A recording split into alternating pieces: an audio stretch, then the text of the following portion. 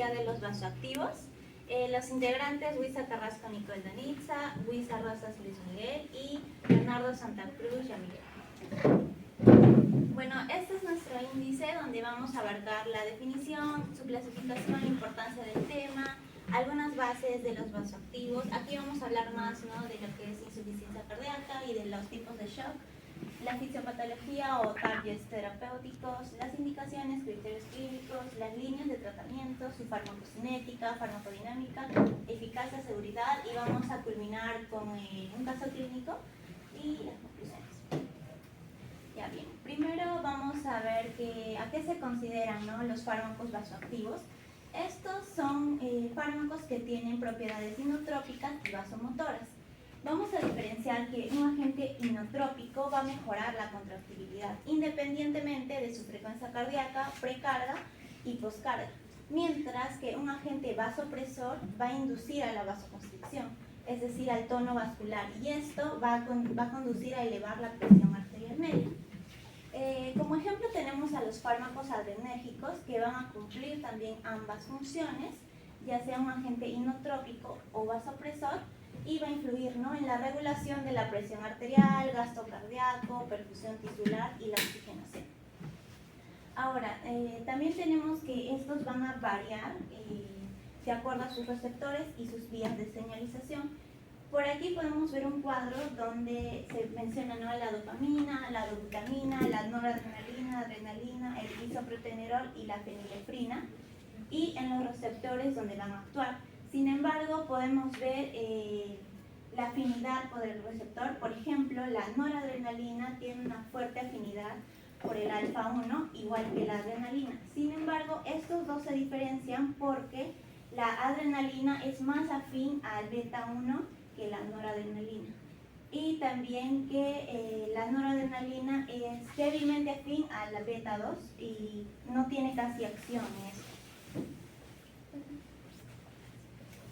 Por su clasificación he encontrado diversas fuentes donde la clasificación varía, pero he tratado de sintetizarlo en dos. Este es el que vamos a usar para esta exposición. Sin embargo, una actualización del manejo de los fármacos vasoactivos menciona también este tipo de clasificación, que es entre inotrópicos, inodilatadores, inopresores y otros vasoconstrictores. En los inotrópicos tenemos a la digoxina, que también se utiliza en casos, por ejemplo, de arritmias. Los inodilatadores, la dobutamina, isoprotenerol, milinona y el levosimendan. Y en los inopresores son los vasoconstrictores, pero que también tienen efectos inotrópicos o en la contracción, ¿no?, del músculo cardíaco, que es la efedrina, noradrenalina, adrenalina y la dopamina. Por otro lado, podemos resumir todo esto haciendo un cuadro de doble entrada. Uno que considera los efectos inotrópicos directos, ya sea que tengan o no, y el otro que considera sus efectos en la resistencia vascular periférica, que va a causar ya sea vasoconstricción o vasodilatación. Entonces, primero tenemos a los inoconstrictores. Aquí los principales son la norepinefrina, epinefrina y la dopamina. Mientras que los inodilatadores, que sí tienen efectos inotrópicos, pero también causan vasodilatación, tenemos a la dobutamina, la milrinona y el levosimendan. Y los vasoconstrictores principales que no tienen efectos inotrópicos son la fenilefrina y la vasopresina, que sabemos que tienen dos tipos de receptores, B1 y B2. B1 básicamente es a nivel del vaso sanguíneo y el B2 es a nivel de los túbulos colectores para la reabsorción de agua, ¿no? Y vamos a hablar también de los vasodilatadores como la nitroglicerina, nitroprusiato y el neselicidra. La importancia de los vasoactivos, aquí vamos a abarcarnos más a su importancia epidemiológica en el uso de, por ejemplo, la insuficiencia cardíaca, hipertensión sistémica, shock, vasculopatía periférica, la enfermedad de Raynaud, que es básicamente que hay una vasoconstricción a nivel de los pequeños vasos, ¿no? Y esto causa, por ejemplo, lo que se conoce como el signo de los dedos morados, ¿no?, que es por una baja hipoperfusión, y la hipertensión pulmonar. En este cuadro es un estudio realizado en Colombia, este es más a nivel internacional, donde se ha visto la dispensación de los vasopresores en pacientes atendidos en UCI. Y a lo largo de estos 7 años han visto que la norepinefrina tiene mayor tendencia de la dispensación en pacientes de UCI, en un 75 o aproximado un 76%, seguido por la adrenalina y la dopamina. En este gráfico se puede ver, bueno, esta es la noradrenalina, esta es la adrenalina, y lo que está de negro significa que han sido utilizados como monoterapia. En cambio, el que está en gris es su uso del fármaco, pero ya con terapia combinada. Entonces, las combinaciones más frecuentes eran la adrenalina con la norepinefrina con la dobutamina, la norepinefrina con la dopamina y finalmente la vasopresina con la dopamina.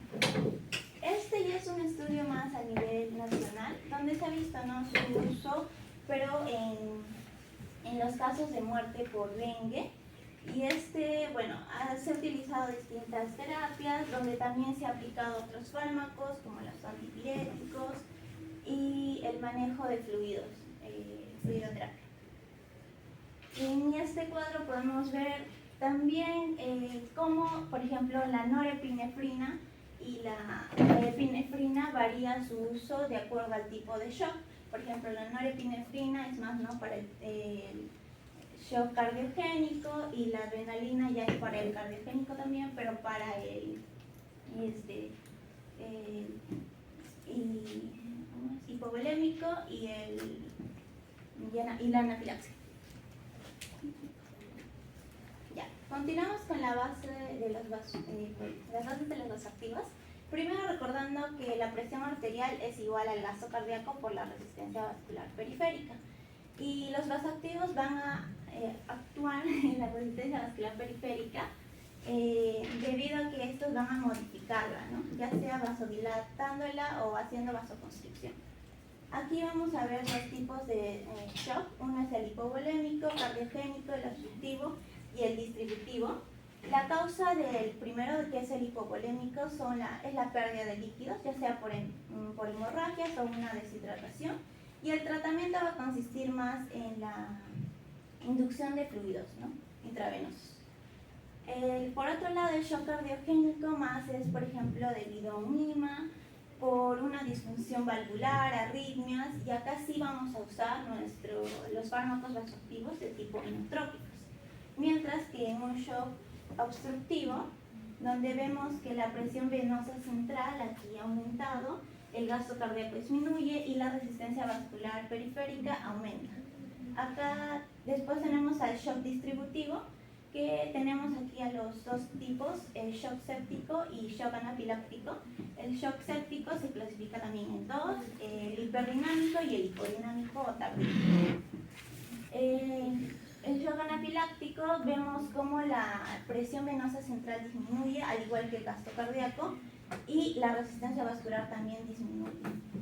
Bueno, para abarcar más, algunos signos que nos ayudan a identificar que estamos frente a un shock son la palidez, la frialdad, un pulso fino, taquipnia, taquicardia, hipotensión y la oliguria. Aquí es para recordar más la vía de señalización, sobre todo a nivel de los receptores alfa 1, beta 1, y cómo esto después consigue que se dé la contracción del músculo cardíaco. Bien, bueno, acá tenemos a la proteína G, el receptor G, que bueno, va a estar unido a esas tres subunidades, que es la alfa, beta y gamma, y al unirse ya está ligando, ¿no?, el GTP, que ya ha sido, que ha pasado de GTP a GDP, pero este GTP se ha unido a la subunidad alfa, va a activar al efector, que es la fosfolipasa C, y este va a actuar a nivel del fosfoinositol difosfato, y va a producir lo que es el deacilglicerol y fosfoinositol trifosfato, que va a llevar a lo que es el aumento de calcio. para la contracción. Y a nivel del receptor de la proteína GS, tenemos las tres subunidades, alfa, beta y gamma, que va a actuar a nivel del efector, que es la adenilatoxiclasa, y convierte el ATP en AMP cíclico, ¿no? Y activa la proteína quinasa A, y eso también nos va a llevar a la contracción. Y cómo esto actúa a nivel del músculo cardíaco, que ingresa el calcio, ¿no? va a llegar a nivel del retículo endoplasmático liso y va a salir por estos canales cerca y va a llevar a la contracción muscular a nivel de los miofilamentos. Ya, y por este lado vemos cómo se da la síntesis de las catecolaminas, desde la tirosina hasta la epinefrina. La tirosina pasa a DOPA por la tirosina 3-monooxigenasa o la tiroxina hidroxilasa. Y esta pasa a ser dopamina por la L-aminoácido aromático descarboxilasa, y a norepinefrina por la dopamina beta-hidroxilasa, y a la epinefrina por la feniletonolamina. Ya, acá vemos más cómo actúa la norepinefrina a nivel de los receptores alfa 1, beta 1 y beta 2. Va a aumentar lo que es la contractibilidad y la precarga, mientras que la epinefrina también actúa a nivel del alfa 1 y beta 2, pero como podemos ver en este cuadro, la epinefrina tiene mayor actividad a nivel del beta 2 comparado con la norepinefrina. Y la epinefrina va a causar más lo que es el aumento del gasto cardíaco, pero a bajas dosis se disminuye la resistencia vascular periférica. Pero a altas dosis de epinefrina causa más bien el aumento de la resistencia vascular periférica. Es por eso que la epinefrina es más usado en el shock anafiláctico, pero también puede estar combinado con la norepinefrina en un shock séptico. Y bueno, la norepinefrina es para los tipos de shock cardiogénico, hipovolémico y séptico. También vemos acá la actividad de la fenilefrina, que es un potente vasoconstrictor que pues actúa a nivel del alfa 1, y esto más se utiliza en una hipotensión, por ejemplo cuando se está haciendo una operación quirúrgica, ¿no? Y el paciente está anestesiado y este entra en hipotensión, entonces utilizamos la fenilefrina, pues va a causar una vasoconstricción y no nos va a llevar a una taquiarritmia, que sería un RAM que sí puede generar la epinefrina y la norepinefrina. Y acá la fisiopatología de los targets terapéuticos. Ya conocemos más cómo funcionan, ¿no?, las catecolaminas a nivel de los receptores beta o alfa 1. Pero también vamos a ver, por ejemplo, la digoxina, que va a inhibir ese intercambio de sodio-potasio en la bomba sodio-potasio tepeasa, y la concentración de sodio intracelular va a aumentar, y es así que el gradiente de concentración por la membrana disminuye, y el aumento de sodio va a disminuir la fuerza impulsora para el intercambio entre el sodio y el calcio. Entonces va a ocurrir un menor transporte del calcio, va a aumentar, ¿no?, este calcio libre y va a causar esta contracción. Por este lado vemos que la acción a nivel de la digoxina, primero tenemos, ¿no?, un corazón normal, que dentro de los límites, aquí se ve, la A es el punto de operación normal en un corazón sano. Ahora, la B, que es esta de acá, es cuando vamos a hablar de una insuficiencia cardíaca descompensada. Entonces se da la reducción inicial de la contractibilidad debido a la insuficiencia cardíaca. Y se desarrollan síntomas de gasto cardíaco bajos, por ejemplo, una fatiga, ¿no? Y aquí la C ya es más con una insuficiencia cardíaca, pero compensada, y la D es ya con el tratamiento de la digoxina, que básicamente sigue todo este mecanismo donde va a provocar que haya mayor calcio libre a nivel intracelular, y que, puesto que se ha bloqueado, ¿no?, a esta bomba sodio-potasio. La milrinona, el levosimendan y el nifiprazol.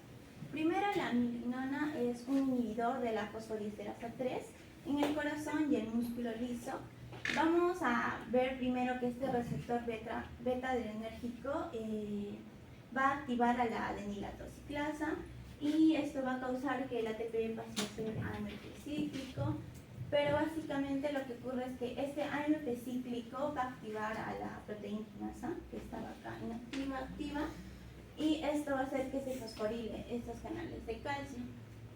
Entonces, la fosforilación va a aumentar el flujo de calcio a la célula y esto causa la contracción, ¿no?, del músculo liso. Pero los inhibidores de la fosfodiesterasa, en este caso el 3, va a prevenir la hidrólisis de este AMP cíclico y así prolonga la acción de esta proteína sinasa. El levosimendan, por otro lado, tiene como las principales acciones aumentar la apertura de los canales de potasio dependientes de la adenosintrifosfato, pero también estabiliza el cambio conformacional de la troponina C unida al calcio. Y el nitroprusiato y la nitroglicerina son vasodilatadores de óxido nítrico que más actúan a nivel de este sistema guanilil ciclasa, que básicamente pasa el GTP al GMP cíclico, y este GMP cíclico favorece a lo que es la relajación del músculo liso. Sin embargo, aquí la fosfodiesterasa hace que este GMP cíclico pase a ser solo un GNP, y esto se contrapone al efecto que se había causado, ¿no?, en la relajación, y más bien causa esta vasoconstricción. Pero el nitroprusiato y la nitroglicerina inhiben esta fosfodiesterasa.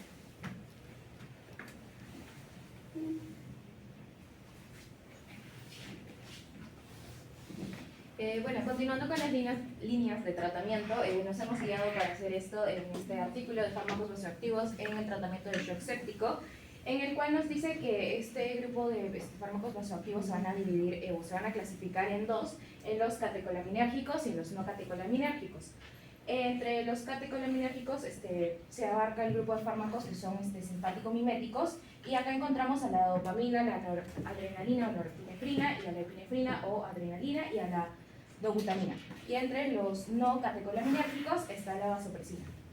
Y también vamos a estar hablando del labetalol, que es un antagonista adrenérgico, y después vamos a estar viendo cómo es su acción farmacológica y todo lo que está. Bueno, en cuanto al primer fármaco, la dopamina, esta se va a indicar en dosis bajas si queremos mejorar el flujo sanguíneo renal, y en dosis más altas para poder aumentar la presión arterial.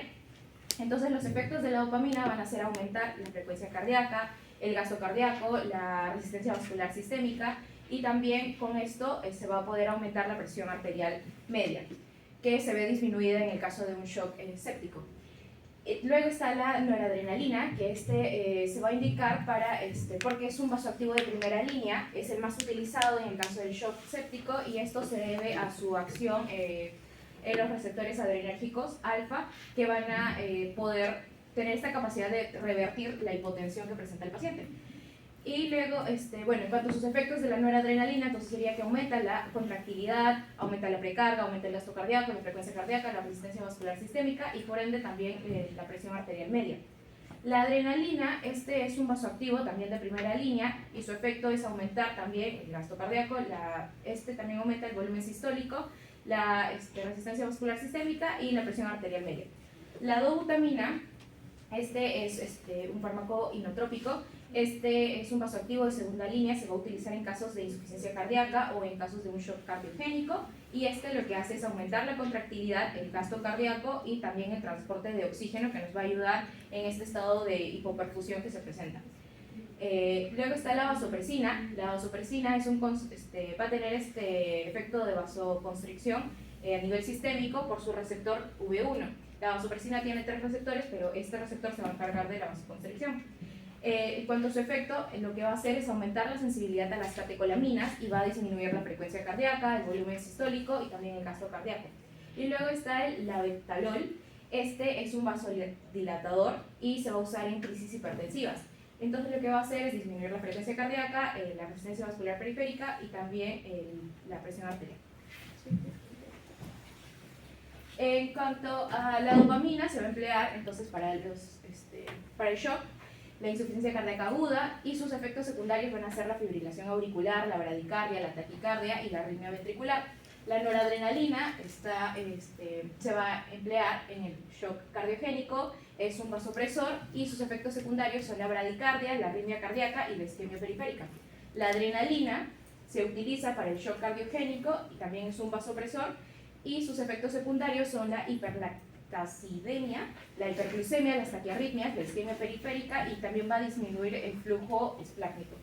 Luego de la dobutamina, se va a emplear en el shock de tipo cardiogénico, también en la insuficiencia cardíaca, y sus efectos secundarios son las taquiarritmias, van a aumentar el consumo de miocárdico de oxígeno, y también van a tener una tolerancia farmacológica, y esto se va a dar cuando se administra más de 5 veces la dobutamina. También otros sus efectos secundarios son la eosinofilia y también la fiebre. La vasopresina, esta se va a emplear en el shock. Sus efectos secundarios son la bradicardia, las arritmias cardíacas, la urticaria, las cefaleas, la broncoconstricción, disminuye el flujo sanguíneo esplácnico, también puede haber isquemia y necrosis, pero esto es ya cuando son las dosis muy elevadas de vasopresina. El último, que es el abetalol, se va a utilizar en crisis hipertensivas, y sus efectos secundarios van a ser que va a disminuir, va a tener menos taquicardia que con otros agentes de alfa 1. Ahora continuando con la farmacocinética de los vasopresores, tenemos a la dopamina, noradrenalina y la adrenalina en este primer cuadro. La dopamina va a tener su vía de absorción principalmente por vía intravenosa, y se va a distribuir ampliamente por el organismo, y se va a caracterizar porque no va a atravesar significativamente lo que es la barrera hematoencefálica, y no hay datos de que atraviese la placenta. El metabolismo va a ocurrir principalmente en hígado, riñón y plasma por medio de las enzimas de la monoaminooxidasa, que es el MAO, y el catecol o metiltransferasa, y esto va a ocurrir en un 75%. Entonces, cuando actúan estas enzimas, se van a formar compuestos inactivos, que son el ácido homovanílico y el ácido 3,4 de hidroxifenilacético. Y en este caso de la dopamina, el 25% de la dosis de la dopamina se va a metabolizar a norepinefrina dentro de las terminaciones nerviosas adrenérgicas.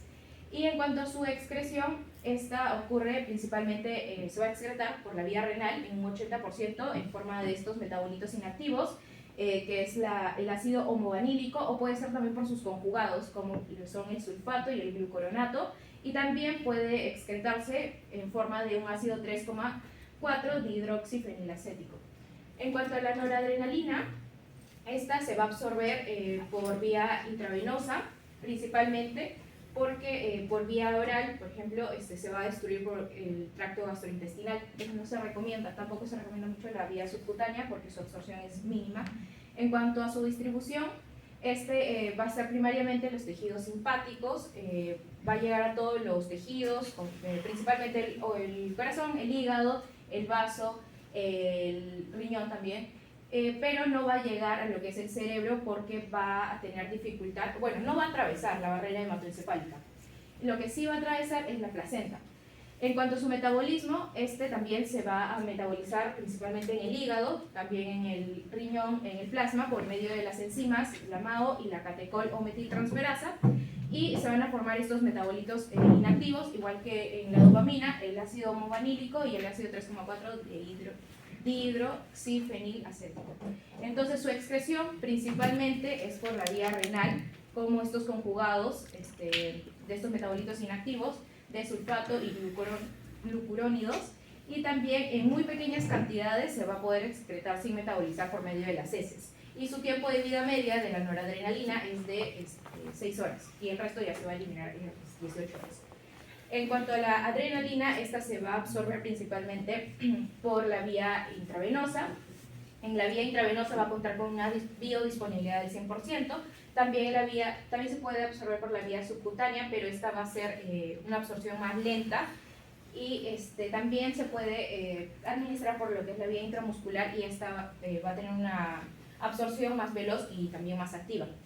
En cuanto a su distribución, va a pasar la adrenalina o epinefrina por todos los tejidos, principalmente corazón, hígado, riñón y vaso, y va a tener una dificultad para atravesar la barrera hematoencefálica y no atraviesa la placenta. En cuanto a su metabolismo, también va a tener un metabolismo principalmente realizado por el hígado, por acción de las enzimas de la MAO y también de la catecol o metiltransferasa. Se van a formar estos metabolitos inactivos que se van a poder excretar principalmente por lo que es la vía renal, como metanefrina conjugada, que esto va a ser casi el 40%, y otro 40% va a ser en forma de ácido vanilmandélico. Y su tiempo de vida media de la adrenalina es 6 horas. El resto se va a excretar igual en 18 horas, igual que la noradrenalina, y en muy pequeñas o pocas cantidades se va a excretar por medio de las heces. Bueno, acá vamos a ver a la vasopresina. La vasopresina se va a absorber por vía intravenosa y también por vía intramuscular. Su distribución va a ser al unirse a los receptores que se van a encontrar en riñones y también en vasos sanguíneos. Su metabolismo va a ser realizado principalmente por riñones e hígado por medio de una reducción de los enlaces disulfuro y también de la escisión del péptido. Y su excreción principalmente es por la vía renal. La dobutamina también se va a absorber por la vía intravenosa, se va a distribuir, bueno, en sí no se conoce mucho sobre la distribución de la dobutamina. No se sabe si atraviesa la placenta o si llega también a excretarse a través de la leche materna. Y en cuanto a su metabolismo, este es principalmente en el hígado, también puede ser en otros tejidos por medio de la catecol o metiltransferasa, y se va a formar entonces un componente inactivo que es el 3 o metildobutamina, y también puede ser metabolizado por conjugación con el ácido glucurónico. Y en cuanto a su excreción, esta es también principalmente por vía renal. En muy pequeñas cantidades se puede excretar por medio de las heces y su semivida plasmática es de 2 minutos. El labetalol, se administra por vía oral, va a tener una absorción mucho más rápida y se va a absorber casi completamente entre un 90 y un 100%.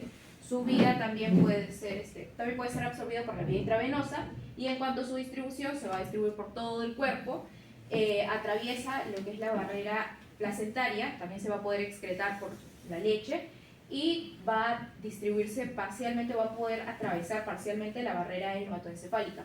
En cuanto a su metabolismo, principalmente en el hígado es este proceso, y va a tener una extensa metabolización de primer paso que va a ser realizado por glucuranación.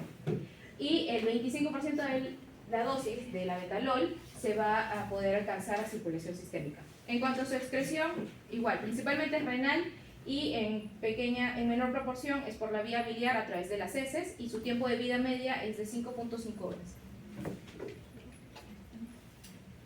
En cuanto a su farmacodinámica, la dopamina, su mecanismo de acción básicamente es un agonista receptor de dopamina, y también va a activar a los receptores beta y alfa adrenérgicos, principalmente en el alfa, por eso es que tiene este efecto de vasoconstricción, la dopamina. Entonces su potencia es alta en receptores alfa 1 y va a ser moderada en los receptores beta 1.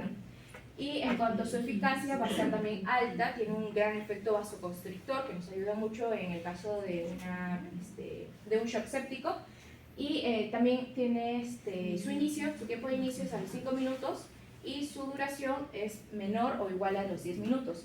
Y su regulación, es un medicamento que se adquiere con prescripción médica. En cuanto a la noradrenalina, estos van a actuar en los receptores alfa adrenérgicos, van a producir una constricción que es bastante potente a nivel de los vasos sanguíneos, y también van a actuar sobre los receptores adrenérgicos beta 1, que lo que van a hacer es estimular al miocardio y también aumentar el gasto cardíaco. En cuanto a su potencia, esta es alta, va a ser menor en comparación con la adrenalina, y en cuanto a su eficacia también es alta, su tiempo de inicio de acción va a ser de 1 a 2 minutos y su eficacia máxima va a ser entre 5 a 10 minutos, y su duración de efecto va a ser entre 5 a 10 minutos también, y también es un medicamento que se adquiere por prescripción médica. Y en cuanto a la adrenalina, va a ser un agonista no selectivo de los receptores beta y alfa. Principalmente va a actuar en los receptores adrenérgicos beta 1, luego va a seguirle el beta 2 y por último en los alfa. En cuanto a su potencia va a ser alta, su eficacia también es alta y su tiempo de inicio va a ser, bueno, si es por inhalación va a ser de 3 a 5 minutos, si ha administrado por vía subcutánea va a ser de 6 a 15 minutos y si es por vía intramuscular este tiempo va a ser variable. Y en cuanto a su eficacia máxima va a ser de 18 minutos en el caso de que se haya administrado por la vía subcutánea. Y en cuanto a la duración de su efecto va a ser de 1 a 4 horas, ya sea tanto por vía intramuscular como por la vía subcutánea. Y también es un medicamento que se adquiere por prescripción médica.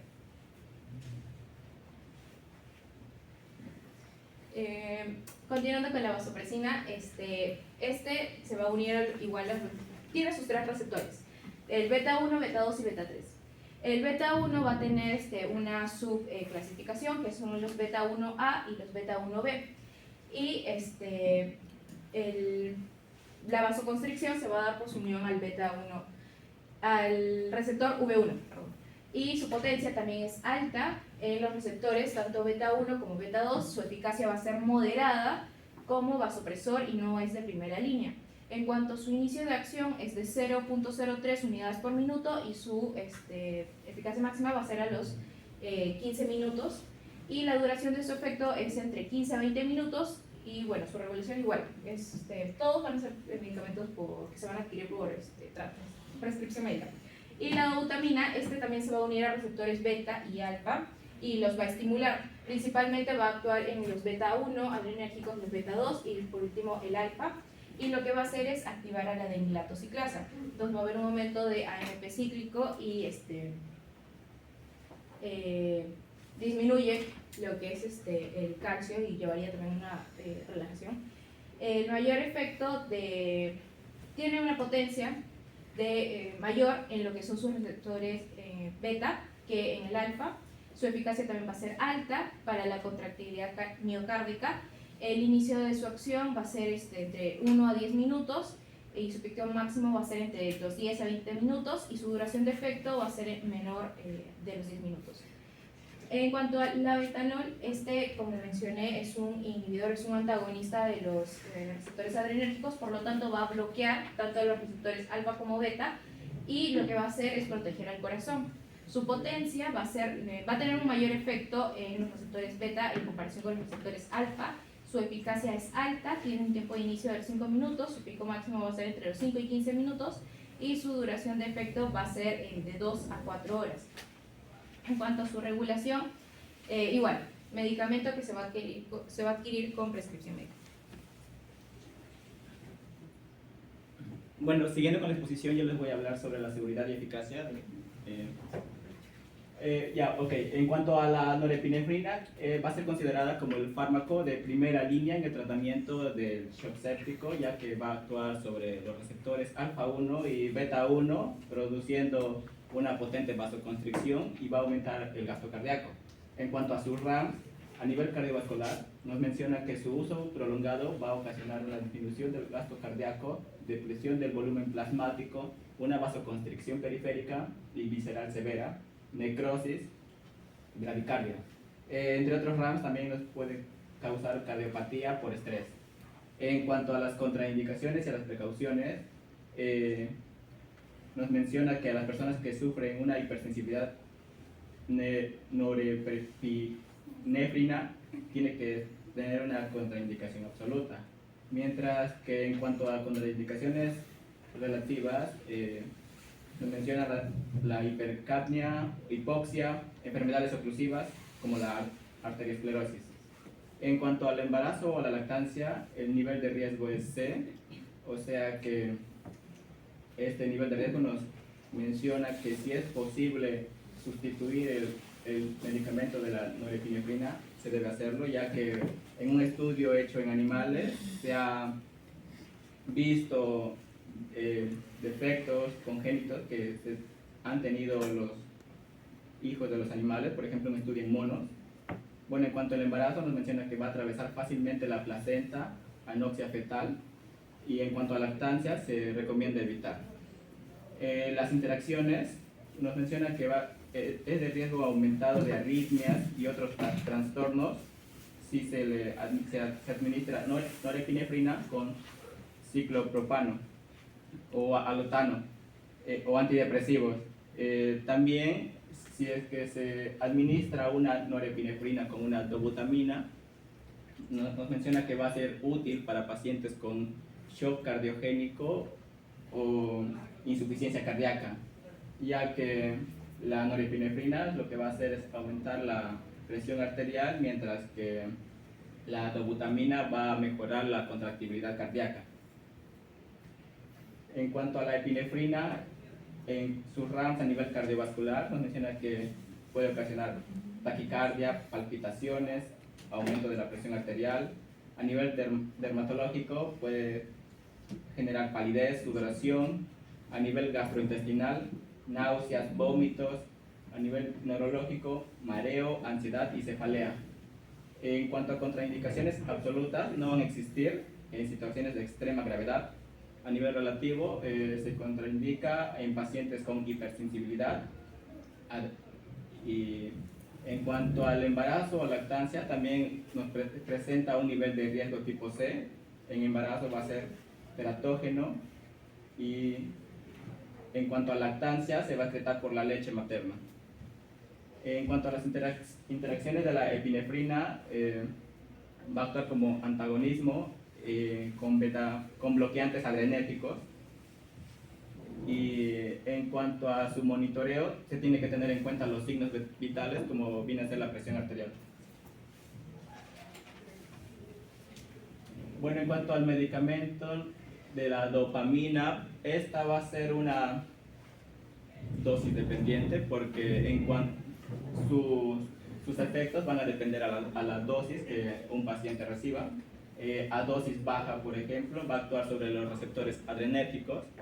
A dosis moderada va a actuar sobre los receptores beta 1 adrenérgicos y va a aumentar la frecuencia cardíaca y la contractibilidad cardíaca. A dosis elevada de dopamina, lo que va a ocasionar es una potente vasoconstricción. En cuanto a sus RAMs a nivel cardiovascular, puede ocasionar angina de pecho, taquicardia, palpitaciones. A nivel gastrointestinal, náuseas, vómitos, y también puede ocasionar disnea. En cuanto a la contraindicación absoluta, también menciona pacientes con hipersensibilidad a dopamina, a feocromocitoma, taquiarritmias cardíacas, fibrilación auricular. Y en cuanto a las precauciones a tener en cuenta, hipertiroidismo, hipertensión arterial y en la enfermedad de Raynaud. En cuanto al embarazo o lactancia, el nivel de riesgo también va a ser de tipo C, y se debe evitar su uso durante el embarazo y la lactancia. En cuanto a las interacciones, va a haber un aumento de riesgo de arritmias si se administra este medicamento en compañía de antidepresivos tricíclicos. Su acción va a estar potenciada por los fármacos IMAO, metildopa, y en cuanto va a tener efectos cardíacos en compañía del propanolol o el metrapolol. En cuanto a su monitoreo, se debe siempre estar atentos sobre sus signos vitales, sobre su presión arterial y su frecuencia cardíaca. En cuanto a la dobutamina a nivel cardiovascular, uno de sus ramos es la taquicardia, las palpitaciones, la arritmia ventricular. A nivel gastrointestinal nos puede ocasionar náuseas, vómitos. A nivel neurológico, cefalea. A nivel respiratorio, disnea, broncoespasmo, y también puede generar hipersensibilidad. En cuanto a las contraindicaciones, se contraindica en pacientes hipersensibles a dobutamina. En cuanto al riesgo de embarazo o lactancia, este va a ser menor a los otros fármacos, ya que presenta un nivel de riesgo B. No se ha encontrado un potencial efecto teratógeno en cuanto a la dobutamina. Se ignora si se elimina por la leche materna, pero es preferible evitar este fármaco en cuanto a madres lactantes. En cuanto a las interacciones, va a haber un aumento del gasto cardíaco y disminución de la presión arterial pulmonar, junto con la nitroprusiato sódico o la nitroglicerina. y aumenta el riesgo de arritmias ventriculares junto con los anestésicos inhalatorios. En cuanto al monitoreo, hay que tener en cuenta la presión arterial. La vasopresina, como RAM, tiene arritmia, angina de pecho, isquemia miocárdica, vasoconstricción periférica, necrosis, palidez perioral, cólicos, isquemia intestinal, necrosis cutánea, isquemia digital. En cuanto a una de sus contraindicaciones, también va a ser con pacientes que presenten hipersensibilidad a este tipo de medicamentos, y no se debe intercambiar con otros medicamentos que contengan angipresina con distintas unidades de concentración. En cuanto al nivel de riesgo, ya este sí es un nivel de riesgo C, presenta riesgo teratógeno, y en cuanto a sus interacciones, va a tener efecto antidiurético potenciado por las carbomazepinas y los antidepresivos tricíclicos. Y para su monitoreo se tiene que tener en cuenta la presión arterial. Bueno, acá hay un caso clínico, lo voy a leer.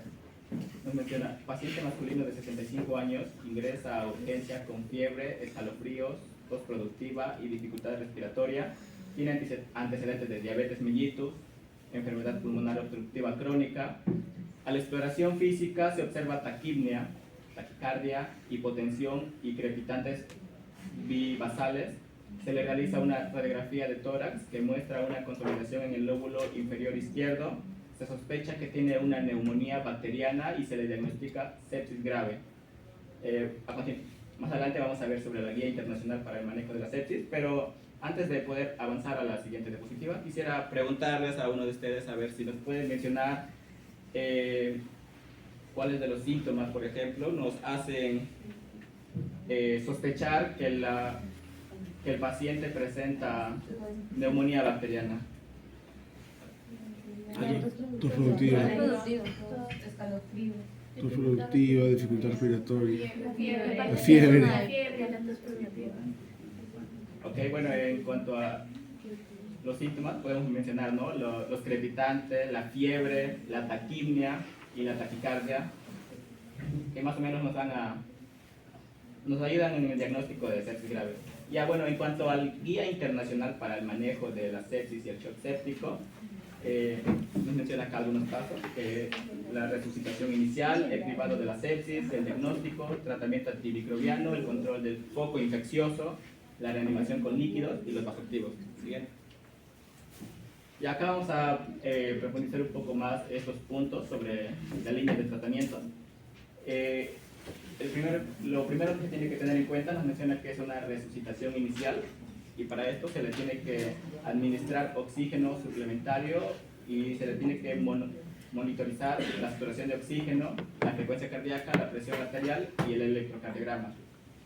Luego sigue con el cribado de la sepsis y el mejoramiento de rendimiento. Para este paso se le tiene que canalizar 2 vías periféricas gruesas y se le va a extraer sangre para poderle hacer su hemograma. Se tiene que ver la gasometría, el lactato, procalcitonina y hemocultivos. También en cuanto al siguiente paso, va a ser el diagnóstico. Se le va a tener que realizar una radiografía de tórax que va a mostrar una consolidación en el lóbulo inferior izquierdo, y si es así se va a sospechar de una neumonía bacteriana y se le va a diagnosticar sepsis grave. En cuanto al tratamiento antimicrobiano, se le va a tener que administrar una dosis inicial antibiótica de amplio espectro por vía intravenosa. Para el control del foco infeccioso, se va a tener que primero identificar el origen de la infección mediante una tomografía computarizada torácica que va a confirmar la neumonía lobar izquierda. En cuanto a la reanimación con líquidos, se le va a tener que infundir al menos 30 miligramos por kilogramo de líquidos cristaloides intravenosos en las primeras 3 horas para poder restaurar el volumen intravascular o mejorar la perfusión tisular. En cuanto a vasoactivos, se va a iniciar tratamiento con vasopresores y como línea de primer tratamiento, como mencioné, se va a escoger la norepinefrina. Eso es todo.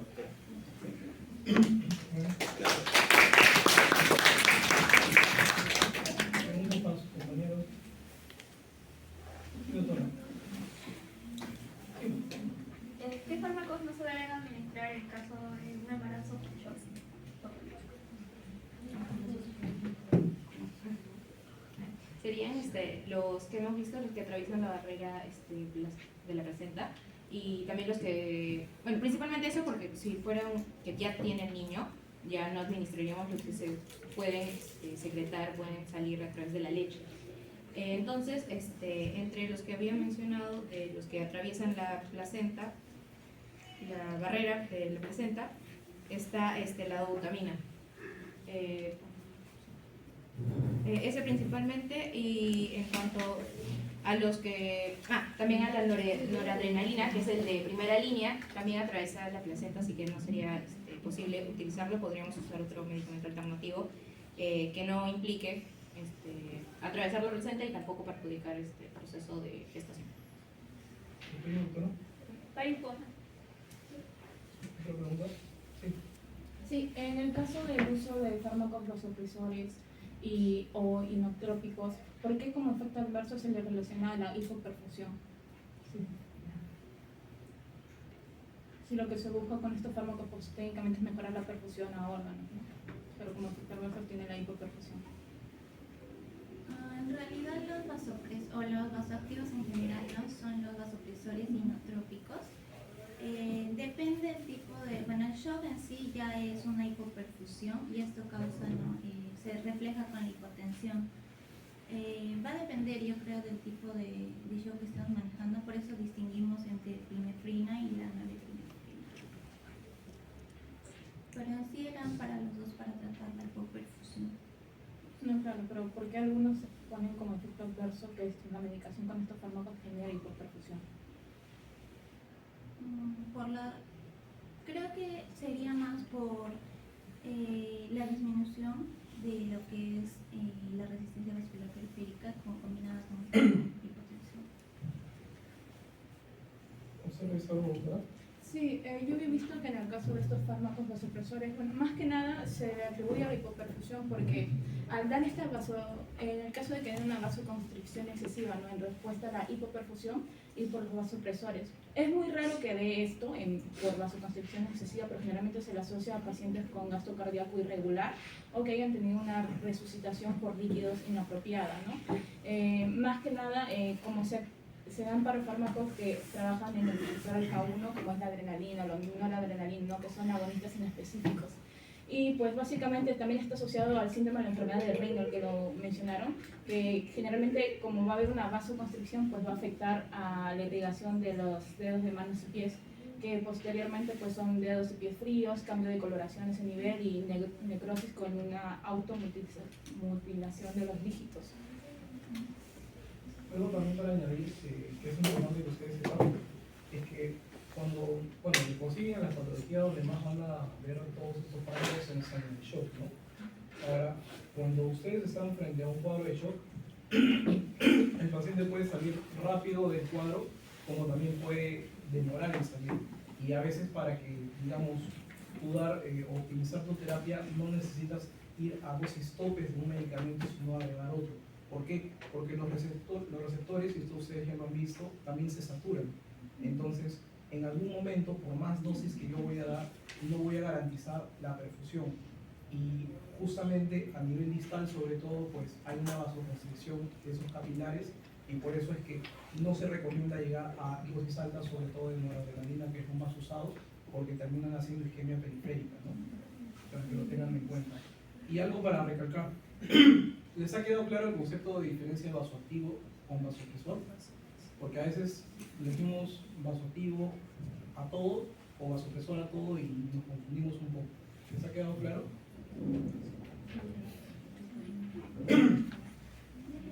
¿Podrían reforzar ese concepto, doctores?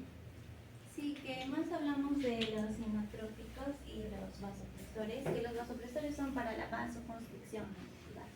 Y los inotrópicos es más para la contractibilidad, entonces a nivel del corazón.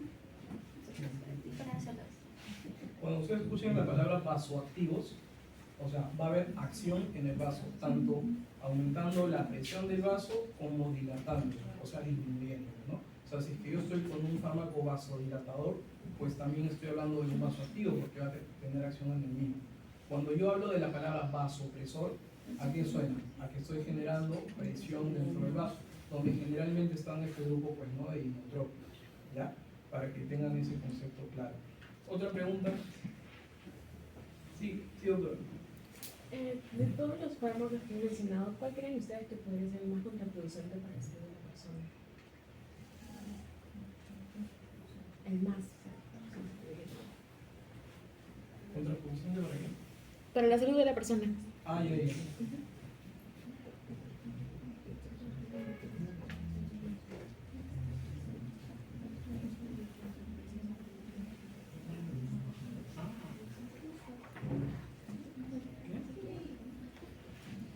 Profesor, yo había leído que para el tratamiento del shock séptico, por ejemplo, también se le puede administrar dobutamina con furosemida. Sin embargo, en todos los textos que había leído, mencionaba siempre que se tiene que esa administración dar por un especialista porque la interacción de esos fármacos iba a ser muy peligrosa.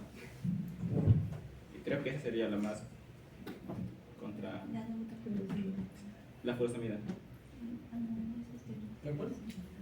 La dobutamina con la furosemida, profesor, en cuanto a interacciones farmacológicas. Ya, mira, la dobutamina solamente tiene que acordarse que se da en shock cardiogénico, únicamente cuando va a fallar la bomba. En otros casos no es lo más recomendable. La dopamina sí es algo que ni les voy a, al menos de mi parte no les preguntaría porque es un fármaco demasiado proarrítmico y la verdad que su performance respecto a otros vasoactivos no es mejor en realidad. ¿Ya? Cuando se ha usado desencadena otro tipo de arritmias y el paciente aumenta su mortalidad. Entonces, yo también respondería a tu pregunta con dopamina, ¿no? De los que han mencionado tus compañeros. ¿Otra pregunta? Sí. ¿En qué tipo de shock se utiliza la epinefrina y la norepinefrina?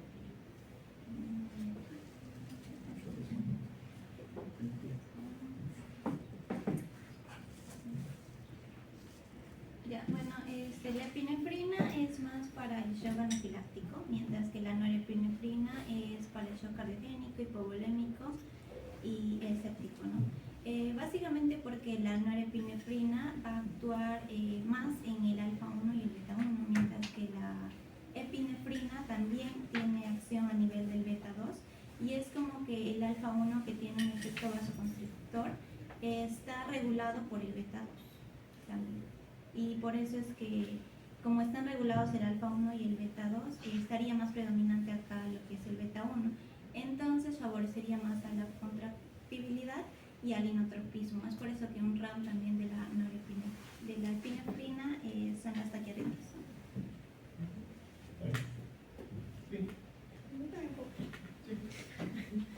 Bueno, respecto a los vasoactivos, si se tendría una disfunción, ¿cómo afectaría la salud cardiovascular y qué consecuencias tendría?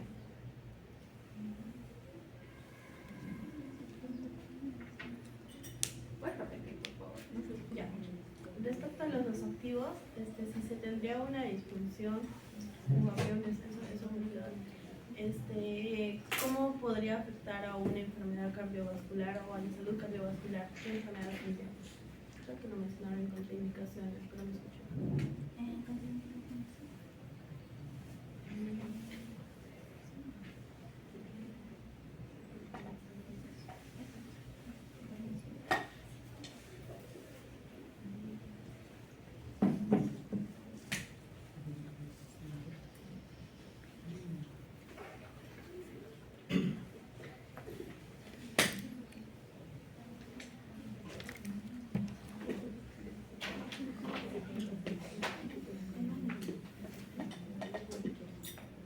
¿Estás preguntando por un fármaco en específico? Sí, ¿pero qué fármaco podría recetar una enfermedad cardiovascular? O sea, lo que pasa es que en realidad todos se pueden desencadenar de complicación cardiovascular, si por ahí otra pregunta. Ahora, ¿cuál más? La dopamina de ellos. Porque es la más proarrítmica, por más que tengas un corazón sano. La dopamina tiene mayor sensibilidad cuando el corazón está dañado. Por eso es que se trata de reservar únicamente para shock cardiogénico, ¿no? Y noradrenalina, digamos, es que abarca para los demás, siempre y cuando tú hayas tratado la etiología del shock. Si es por hipovolemia, para la conducción de líquidos, te vas apoyando con los espesores.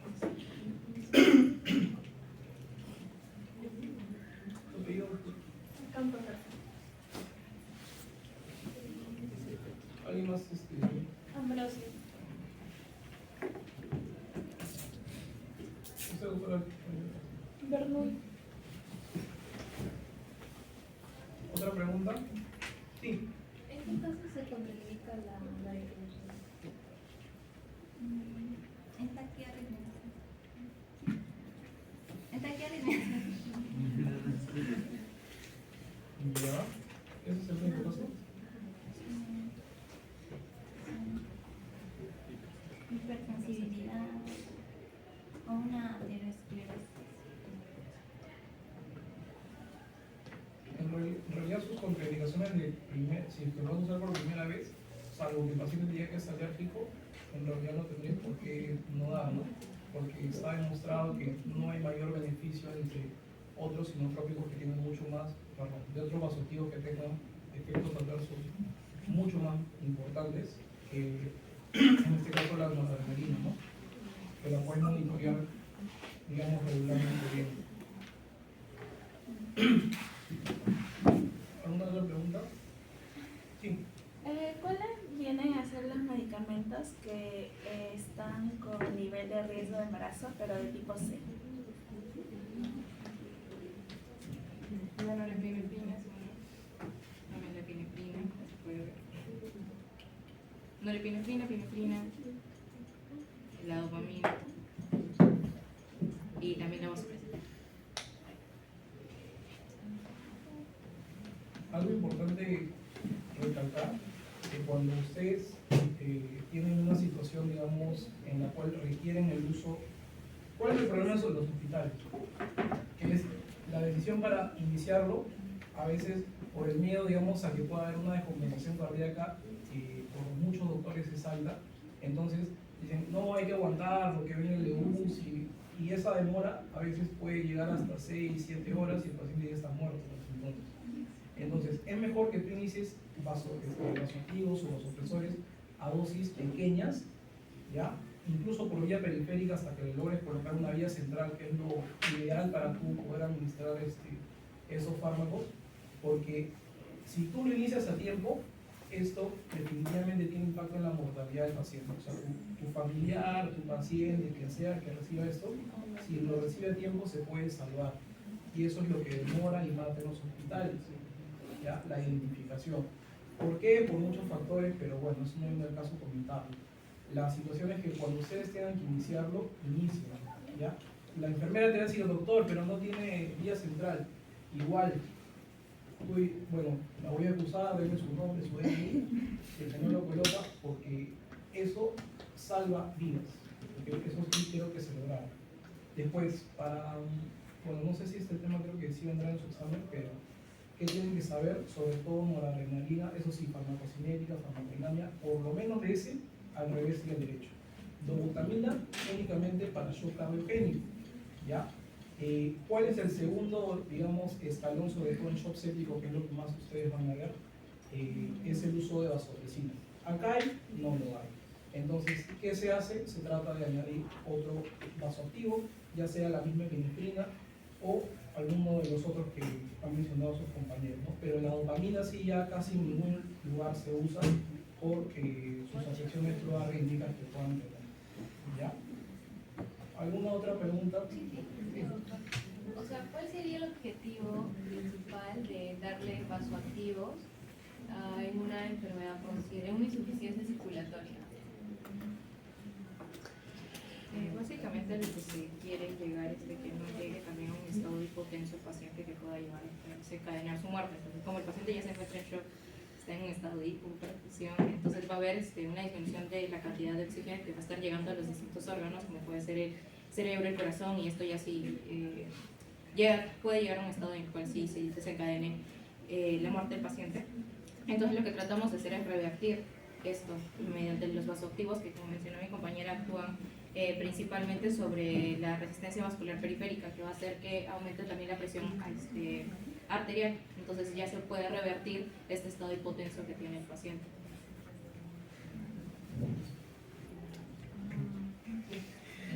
En el caso de una mujer embarazada que está sufriendo un shock psicogénico, ¿qué medicamento se le podría dar?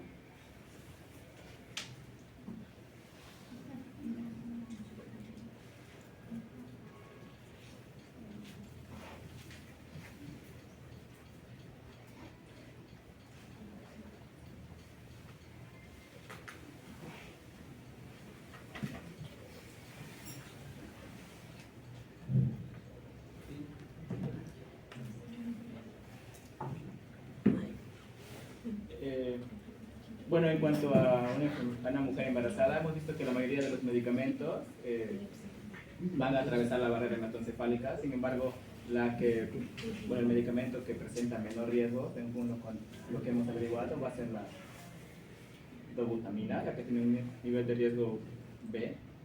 Entonces yo considero que ese sería el medicamento. Como les menciono, va a depender primero de la etiología del shock. Una mujer embarazada que puede dar un shock séptico, sí. Puede no tener un shock hipovolémico, también. Cuando tú tienes una situación, digamos, de riesgo, acá ya, digamos, pasa según el plan un poco el tema si pasa o no pasa la barrera placentaria, porque lo que tú tienes que priorizar ahí es la vida de la gestante sobre el feto, ¿no? Porque si priorizas la vida del feto, igual la mamá puede fallecer, igual se va a morir el feto. Entonces tienes que priorizar la vida de la gestante. Con relación a la pregunta de su compañera, que también hizo hace un momento, la idea es que tú mantengas un flujo perenne a todos los órganos para que no entren en fallo.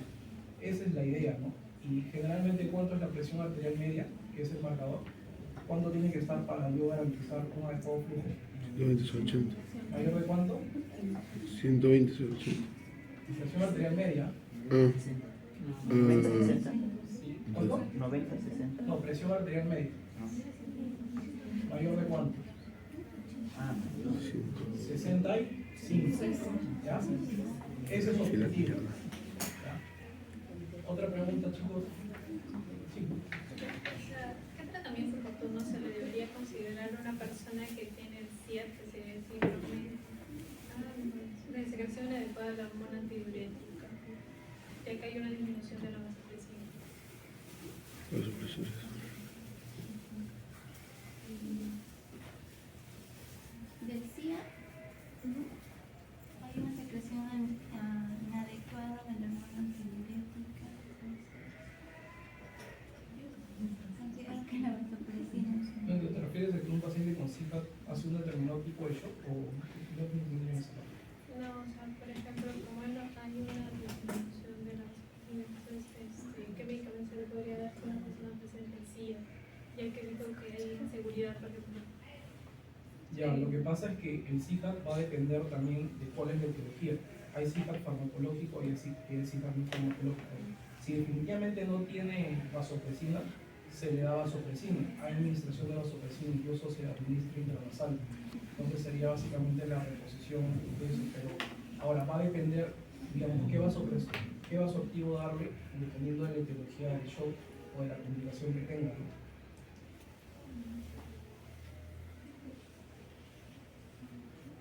¿Otra pregunta? Del SIGA también variaba, creo, de acuerdo a su etiología, ¿no? Porque a veces si se le da vasopresina y no hay acción porque hay, creo, hay un como tumor o hay una falta de sensibilización de receptores. Por eso hay que ver exactamente por qué, ¿no? De repente toma un medicamento que le está causando eso, se suspende ese medicamento y se reponen los valores. De repente, como tú dices, ¿no? Es un problema primario, pues hay que ver el por qué. Tú tratas la etiología y debería mejorar los valores. Si es que ya fuese un déficit congénito, pues tú das reemplazo hormonal, ¿no? Pero en el caso concreto del shock, tú tienes que ver, de acuerdo a la etiología del shock, dar el vasoactivo que nos corresponde, ¿no? ¿Sí? ¿Algo más?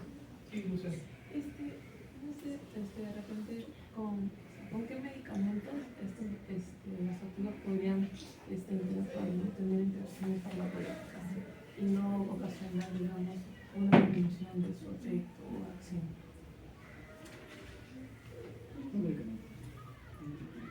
O sea, ¿con qué tipo de medicamentos podría tener interacciones farmacológicas sin dañar su efecto o acción? Bueno, yo primero vi, por ejemplo, para un shock cardiogénico, que bueno, se puede tratar con norepinefrina también. Y si la presión ya es muy baja y hay una frecuencia cardíaca también disminuida, se puede mezclar lo que es la norepinefrina con la dobutamina. Y también acá mencioné un poco de que un estudio donde se había visto las interacciones más frecuentes, que es la adrenalina, noradrenalina, norepinefrina y dobutamina, vasopresina y dobutamina.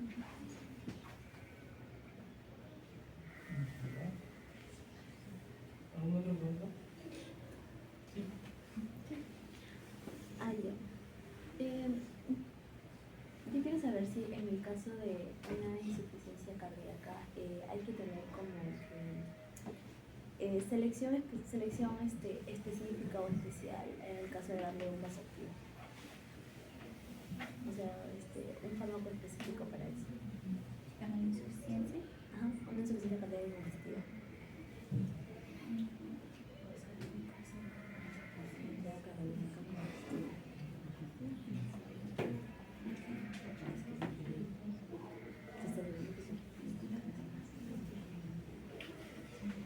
Podría ser la dobutamina que se va a encargar de aumentar el gasto cardíaco, entonces no afectaría en eso al paciente que tiene ya una insuficiencia cardíaca, estaría disminuyendo.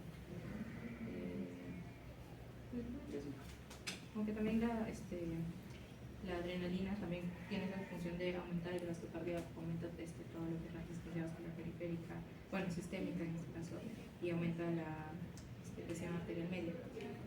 Y bueno, la mayoría de estos aumentan el gasto cardíaco. Normalmente lo que les digo, ¿no? En falla, la dobutamina es su primera elección, sí o sí. ¿Ya?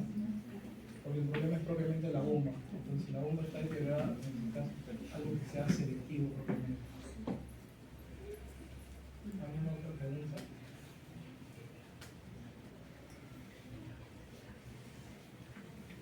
Ya. Damos una aplauso al compañero.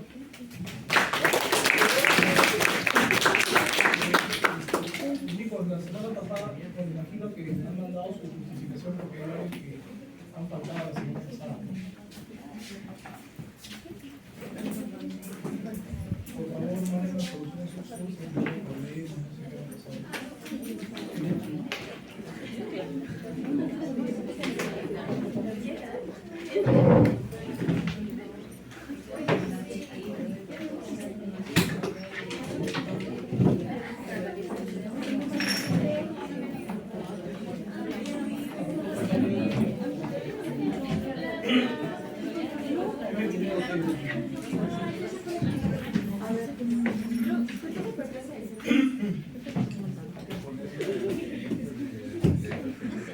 Me dijo que iba a ver, o sea, le pregunté y me dijo, sí, ¿qué problema? Sí, le pregunté, no.